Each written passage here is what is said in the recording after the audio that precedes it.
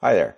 So if you have an action camera and you've used it in certain kind of sports, maybe on bicycles, snowboarding, tubing, like I had a video on tubing, you can check that video out. Then you probably use one of these. And this is action camera chest mount. So you wear it around your chest like so. It's got these straps, these big honking straps. And it helps keep your action camera, stable and keeps it close to your chest so that it doesn't bounce around. And whenever you're doing anything extreme, I would recommend one of those. But sometimes if you were just going to take your action camera, let's say on a bicycle, and you're going to ride through your neighborhood, or you're doing something that's not quite extreme, maybe you're just on the street, and you don't want something, all this gear strapped to your chest, but you do want something at that height so you can get that camera shot. Well, what do? Well, I'm going to show you. So this is the Telesin neck mount. So a neck mount is very similar to these, the harness, except it's not obtrusive. So it doesn't, it's not really all that in your face. If you have to go into a store or a business and you just wanted to take it off really fast, you could. So I'm going to just take this. I'm going to go back to me again. And I'm going to show you, if you look on the back of it, you'll see a little button right here. You push this little button, you take it, and it goes around your neck like so. As you can see, it's easy to put on, it's easy to take off. And then your camera will sit pretty much about here at this height level, just under your chin. Very similar to that when the guys are mounting action cameras to their motorcycle. Not too far off, right?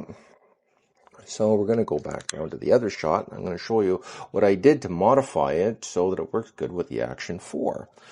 So we're back down to the downward shot, and here is the small rig magnetic mount. And the only thing I don't like about these is they can get kind of pricey, but it's also got the little fingers as well as the 1/4-20 hole.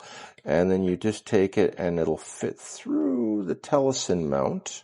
Okay, and if you didn't want to mount it like this, you can even turn this, because it turns, and then the whole thing pops out, see? So you can take the whole thing out like so, and then you can put it on there if you wanted to, if you wanted just to, clumsy me, if you wanted just to get it through there like so, and then you can take this, and then you can line up your little holes, and put it on like that.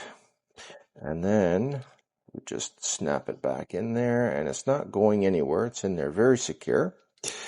And then if you wanted to take your action camera, and let me just put myself down in this corner so it's not interfering with the video, and you wanted to remove this, and you wanted to snap that on like so, well, there you go. It's all mounted, and you can put that around your neck. It has a little bit of weight, but it's not too bad. And it'll be a lot more comfortable than putting one of these with all the straps all over your body.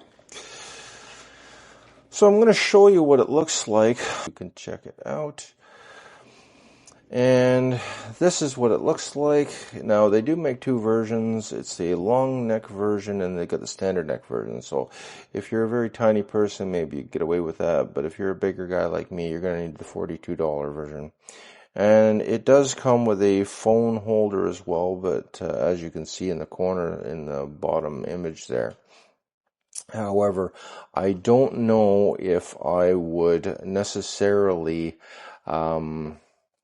use that little phone thing in the bottom, because it just doesn't seem that secure. It seems like your phone could pop out. But if you were just using it, and let me just go back to my other shot here. So if you were just using it, and you were just walking around, you wanted to have your phone, that'd be fine. But I don't know if I'd recommend putting that on a bicycle or a skateboard, for fear that your phone might pop out of that little holder, because it's just a spring holder. And I'm going to grab that and show it to you what it looks like. So let me just grab that, and we'll go back to the downward shot.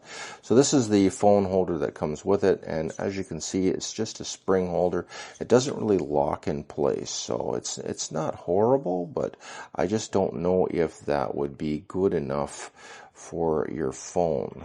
So it just, yeah. So anyways, that's pretty much it on the description on this. This is what it costs. Now, I also got a bicycle mount as well that has the same magnetic clip. Here it is here. So this is the bicycle mount, and as you can see, it's made by DJI, and it's specifically for the Action 4, and it is meant to clip right on the bicycle handlebars, just like so, just like this picture here. And look at the price though, almost $50. So they're charging a premium for that, but I bought it. Anyways, that's pretty much it for this video. I'm going to have future videos showing you this stuff in action, because that's what it's really for. This is just the introduction, and I would say unboxing, but there wasn't really much to the box, so I don't think you really missed anything in that regard. Plus, I also wanted to address another issue on a different note, is that the latency of my audio with my videos. So I did get some comments because I did do a video on the video switcher, and that's this little box right here. So I'll just kind of pull it into frame. This is the video switcher box. And the thing that I received from some of the viewers was that the audio wasn't quite synced up, but that wasn't the fault of the switcher. I was using a different input, and when you use that, sometimes it can create a different bit of a lag, because this camera, the DJI Osmo Pocket 3, is going in through the UVC input, which is a USB input, and sometimes you can get that lag. So right now, I think I've fixed that problem, because I'm using the DJI Mic 2 through the Bluetooth connection directly into the camera. So the signal from the camera and the audio are now in sync, and they're going to be going through at the same time. Whoops, I kind of touched the mount. So this is what happens when you talk with your hands. So, but the gimbal probably smoothed that out a bit. So, anyways, that's it for this video. Take care, be safe at work, and I have a lot more exciting videos in the future of different types of mounts, different types of things. And when the weather improves, we're going to be getting that very expensive, very fast e-bike on the road, so we can show what all these mounts can do, and what, you know. So, and if you haven't subscribed yet, please subscribe. I think there might be something in here that you might find useful. There should be some information. You know, and I try to do things in my videos that you don't see in other videos. And one thing I will point out, going back down to the downward shot, is that the mount, this Telesin mount, this is the only YouTube video where I've installed the small rig coupling onto the Telesin mount, and I will show you that it does in fact work. Now, there's no reason why it shouldn't have, but if you wanted to know more about the small rig, the magnetic clip, I did make a separate video just for that, so you can check out my videos and you can check that out as well. And that's it. Oh, I did also fix my Canon T3. I did have the Canon T3, and I was having some issues. As you can see, that little box still pops up every now and then, but that's more of a focusing box, and there's nothing you can do about that. So if you have a Canon T3 and you wanted to know if you can hook it through a video switcher, yeah, you can. It's fine, but you're going to have this irritating little box. And I may have to switch to a different kind of camera just to solve that issue. But other than that, it looks fine. It looks nice and warm picture. This is Canon Color Science.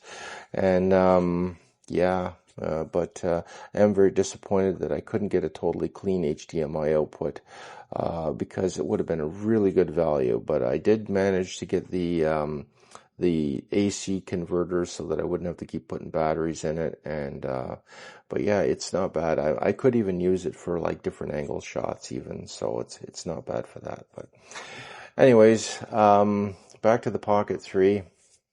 This is a so far loving the new setup, and you know, take care, be safe at work, and I'll see you at the next video.